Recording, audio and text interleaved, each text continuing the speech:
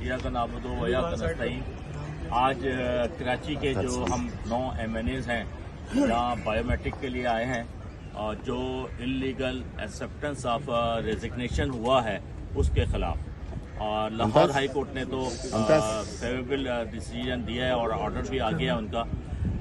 हमने 17 अप्रैल को रिज़ाइन किया था नेशनल असम्बली से और उसके बाद 11 अप्रैल को तो 11 अप्रैल को हमने रिज़ाइन किया था। उसके बाद हमारा यही था कि आप हमारे रेजिग्नेशन एक्सेप्ट करें। तो स्पीकर साहब ने हमेशा मना किया कि मैं 1 बाय 1 एक एक आदमी को बुलाऊंगा और उसके बाद उससे पूछ के रेजिग्नेशन एक्सेप्ट होंगे।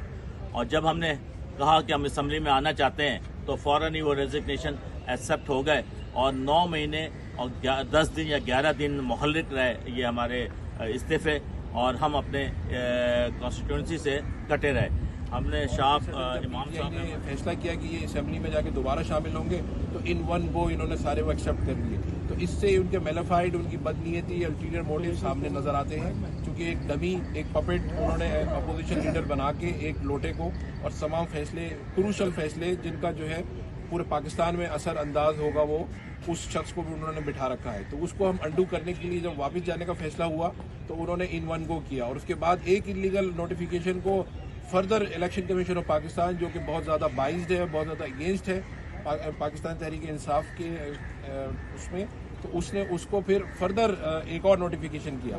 तो ये दोनों नोटिफिकेशन जो है वो लाहौर हाई कोर्ट ने रिट पिटीशन 11707 एंड 11705 में 72 MNAs का उन्होंने दायर किया और वहाँ पे उन्होंने जो इलेक्शन कमीशन का और स्पीकर का जो नोटिफिकेशन है वो सस्पेंड कर दिया है और जो बाई इलेक्शन का जो प्रोसेस है वो सस्पेंड कर दिया है।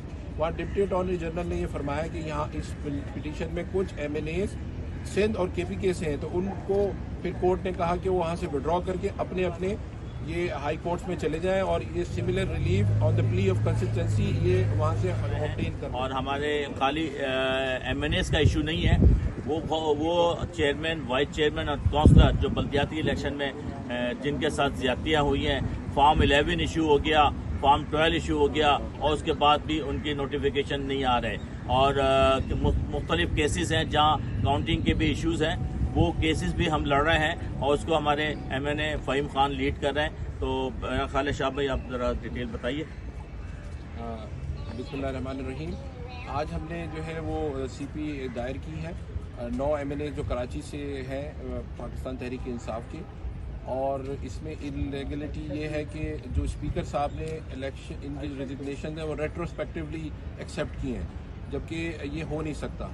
और प्लस ये कि जो कोड ऑफ कंडक्ट है असेंबली रूल्स का उसमें ये है कि इंडिविजुअली बुला के हर शख्स से वेरीफाई किया जाता है और उनके सामने साइन करवाए जाते हैं और यही प्ली वो ले रहे थे कि आप लोगों ने इन मास हियरिंग पे आ जाएगी और हम उम्मीद ये रखते हैं कि ये जो है यहाँ की जो इनकी जो रुकनीत है वो बहाल हो जाएगी और जो बाई इलेक्शंस हैं जो कि बदनीयती पे ये लोग करवाने की कोशिश कर रहे थे वो भी सस्पेंड हो जाएंगे in the light of the judgement issued by the high court of Lahore.